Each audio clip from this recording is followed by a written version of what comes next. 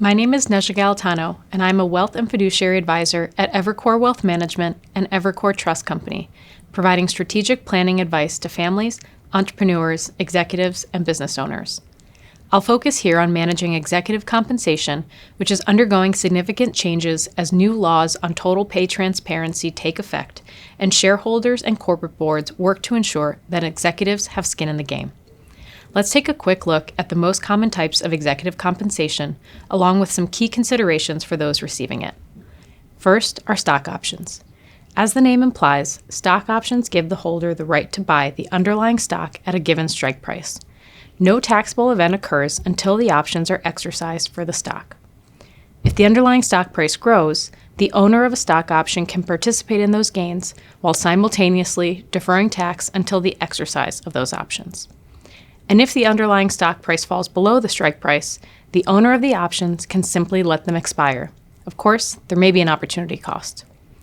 Further, if the options are qualified incentive stock options and the holding requirements are met, the owner may be able to avoid ordinary income tax due when they exercise the options, and instead pay capital gains tax on the difference between the sale price and the strike price at the disposition of the shares.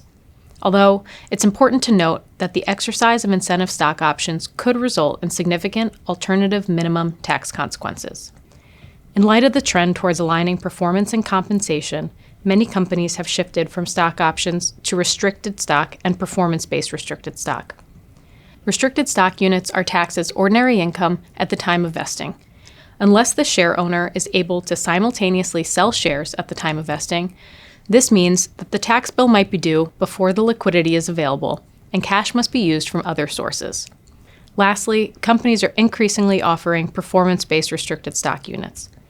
These units vest only if the company hits certain performance targets and are thereafter taxed like restricted stock units or ordinary income.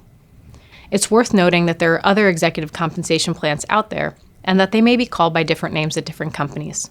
So take a good look at your company's plans and make sure that you work with your wealth advisor to plan accordingly, both for short-term tax and liquidity needs and longer-term financial goals. Executives and employees should also look for ways to diversify their holdings to avoid concentrated positions, which can result in volatility of balance sheet values at inopportune times, such as retirement or a change of role. As a Wealth and Fiduciary Advisor at Evercore, it's my job to help executives make informed decisions regarding deferred stock compensation and to appropriately diversify balance sheet risk. Please contact an advisor at our firm if you'd like to learn more.